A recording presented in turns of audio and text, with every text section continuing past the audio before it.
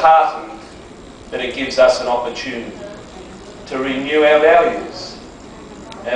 of cooperation, our secular values, the ability to celebrate the individual without losing the collective, the importance of redistribution of wealth and proper management of our economic, social, cultural, administrative processes of governance. It's the time for workers, and the ITF being one of the first and most effective group of workers, as demonstrated by our long and proud history, I believe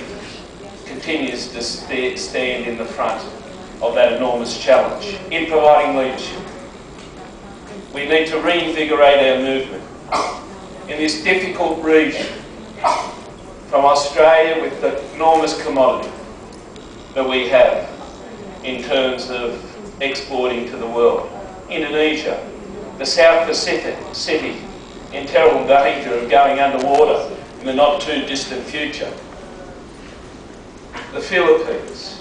the problems of Vietnam, Cambodia, Burma, India, the next emergent giant, manufacturing and export giant, China, an engagement with China, Taiwan, the ability to develop an independent trade union movement in Hong Kong, and of course Japan and Korea, and their ability to shrug off recession so that workers can go forward and have decency, dignity, freedom of association and right to collectively bargain. This is one of the important regions in the world, if not the most important region in the world, because it is the engine room of wealth and trade. And as transport workers, we have special responsibility to organise ourselves effectively, to revitalise our movement, to engage with young people that have had the wealth and their futures wiped out by this period, to integrate women, 50% of our societies, fully within our great labour movement, and to do it through democratic and dignified and decent means. It is an enormous challenge, but no one will provide that challenge of leadership and will deliver that change of leadership except the working men and women in this room and other rooms like it, and the workers that they represent.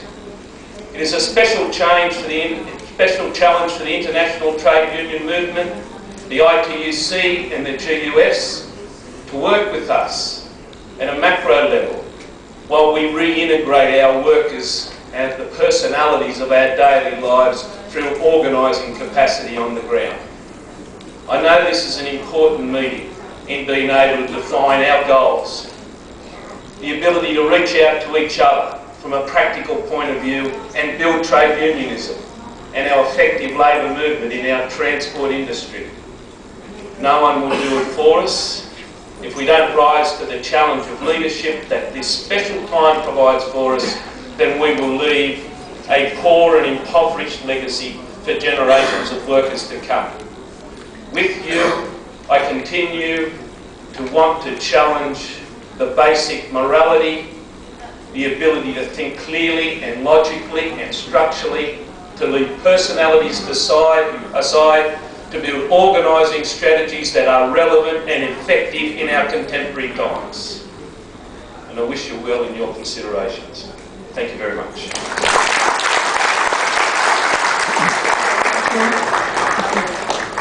To continue on the issue, I would like to call upon Mr. Noriyuki Suzuki, General Secretary of the International Trade Union Confederation.